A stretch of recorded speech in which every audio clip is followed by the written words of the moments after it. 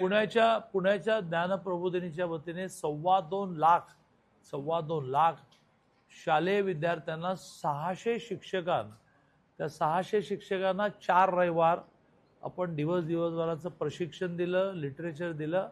ते आता 2.25 लाख विद्यार्थ्यांना 28 तास हा सगळा भाग जो आहे ड्रग्ज आणि सेक्स एज्युकेशन हे पर्कोलेट म्हणजे झिरपवत आहेत. त्याचा परिणाम आगामी काळामध्ये मुलांनी ड्रग्सच्या जवळ जाऊ नये यासाठी वर होईल. पोलिसांमध्ये सुद्धा त्यांना जे जे द्यावं लागेल ते देतो आहोत आपण. CCTV असेल, डार्क स्पॉटच्या ठिकाणी लाईट्स असतील. म्हणून म्हटलं की काय अजून कमी पडत आहे, कारण ड्रग्स आपण ह्या विषयात आपण खूप कंट्रोल केलं.